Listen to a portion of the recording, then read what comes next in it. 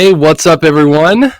Good to see you guys in this group again. I am super excited to bring you this question today. Um, I wanted to do a video on this question that Jeff actually posted in the group. I think it was sometime last week, so I know I'm a little late in getting to it, but I just wanted to bring this up because this is a good one. So when I had asked about some things that you guys had questions about, Jeff had asked this question. Is it prudent to transfer from this no code type of app software to a custom coded type of software eventually down the line to maintain control? So that was really Jeff's question. So thank you so much, Jeff, for asking this question.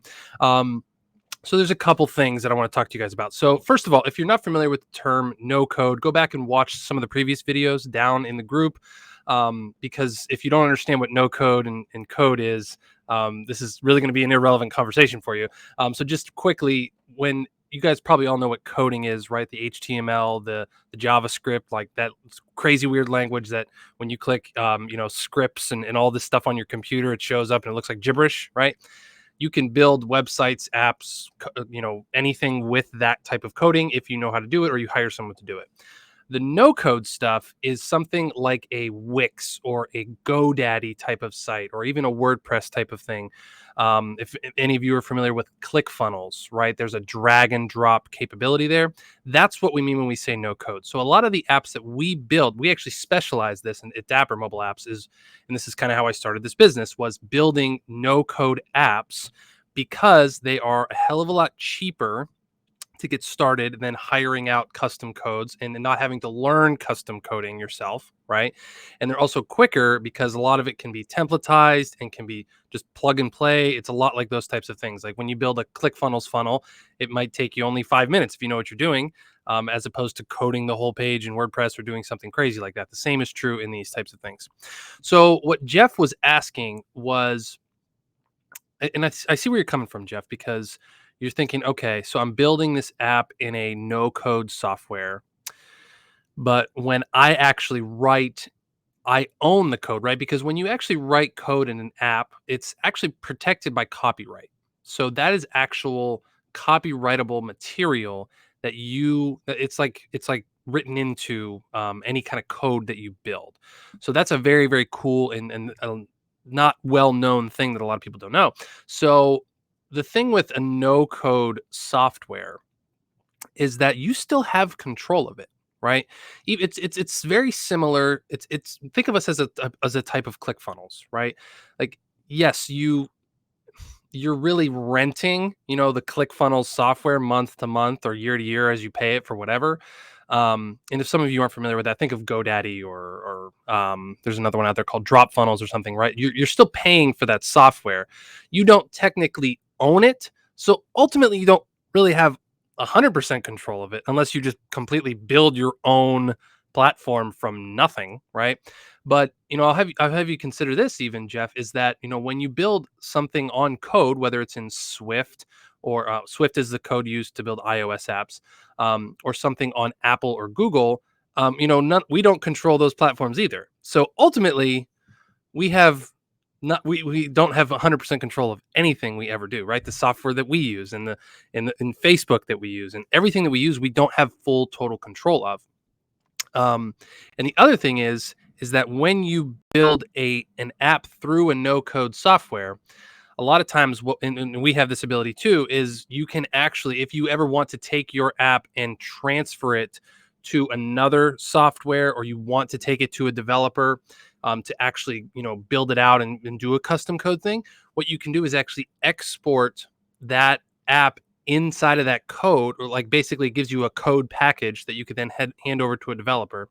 It's like basically we would take the whole app, wrap like export the code, wrap it up, give it to you in a folder, and be like, here you go, right? So that's possible. So that's a very, very useful thing to keep in mind. So ultimately, you have control either way, whether you use a no code app builder like we have, or you go with the custom coding capability or something like that. Now, I will say you might have a little bit more control if you're doing a custom coding thing, because obviously, if you're building it on a program in your local computer, you have access to your computer, you have the password, you have the software. Unless your computer gets stolen and it's not saved to the cloud, then you really have a lot more control over it, right? Um, but the thing to remember is like, so many of us get into this habit of just building and putting everything on social media or on another platform that's like this big out there platform that we ultimately have zero control over, right? And the thing is the less you pay, the less control you're going to have, right? So that's something to think about. I'll say that again for the cheap seats. So the less you pay, the less control you're going to have. We don't pay anything for Facebook. We don't pay anything for this group, right? So ultimately, yeah, I'm an admin of the group, but I don't have control. If Facebook shuts down, like everyone's done. Like you could build up this group could be 50,000 people, 150,000 people, and it's all gone, right? Now, if you actually have your list and your content and everything put into an app, even if it's something like our no code app software, like the only way that you would ever lose that information is like if that company decided to go out of business, which I mean, it happens in this space. I've seen some of those, um, but not very often. Normally because I mean, honestly, it's simple to keep up and going. So I will actually tell you guys a quick story, which may put your mind to ease. So when I first started this company, I used a different type of software than we use right now, and parts of it were leased out, parts of it were custom built, right? And one day, randomly, luckily, I only had like one customer at the time. It was literally just getting started. Um, the apps weren't working. Like everything went down, nothing was working. It was just like a loading page. The back end software in the laptop, like where you would control it, wasn't working. I was panicking. I didn't know what was going on. Well, later that morning, I got an email from the one of the main service providers for it, and they said that there was a massive fire because everything relied on Amazon servers. And overseas, somewhere in like Spain or Portugal or something, there was this massive fire, and it like wiped out all these servers, and it was actually a big internet thing. Like a lot of things were down for a long time. I think it affected Twitter and Facebook and all this stuff. Well, ultimately, long story short, that like completely ruined the one client's app. Like it was just like it was gone. We had no way to recover it. We had no way to like get anything back. It was a very sad day. It was a very sad day in the business of Dapper mobile apps, right? It really was. Luckily, she was completely understanding, and we got her app rebuilt within like a couple of weeks, which was awesome because we had the no code software that we were able to. We transferred to a different service provider, which now has the ability to do manual backups, which I was very, very sure to be sure that like, hey, we need to be able to back stuff up. The other one didn't have that. So now at any time you can come into our software and be like, hey, manually back up the code. So that way, even if that happened and there was downtime, you would always have a reverted version. It might be like you might not have the latest updates, but you would have that latest version. So you wouldn't be starting over from zero. Right. So I was very sure to make sure we had that in place. So that's just a worst case scenario story for you guys about that. And it wasn't the end of the world. Like I thought it was the end of the world for a day until I was like, okay. I mean, it was a couple weeks till they even got it back up. And in that time, we literally switched providers and got her app rebuilt and relaunched and updated. And it was way better. It was something I wanted to do eventually, but that kind of like forced my hand. Maybe it was a sign from God. I don't really know. Um, so I hope this has been helpful. This was a very, very good question. Jeff, I think this is very good stuff to think about and consider when you're going down this path. I mean, I guess to answer your question simply, no, we don't have 100% control of anything online, obviously, as we've all known. You may have a little bit more control over something that's custom coded, but you still have a lot of control and autonomy inside of a software that you purchase inside of the no code realm, right?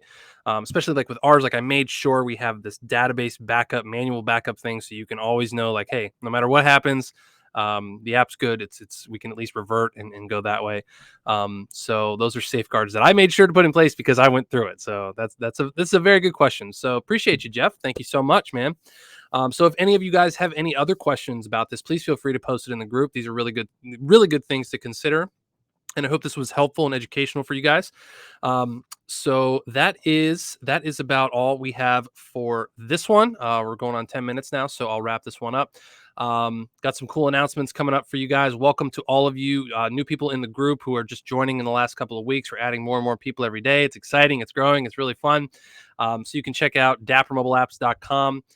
For more information on what we do. You can always book a call with me individually if you have any questions, any kind of things of you're confused or you just want to know a little bit more about what we do or what your idea is or anything like that. I'm more than happy to take time out of my day to talk to you guys for even 15-20 minutes, just to meet you, talk about things, see what your idea is, and see where we can go from there.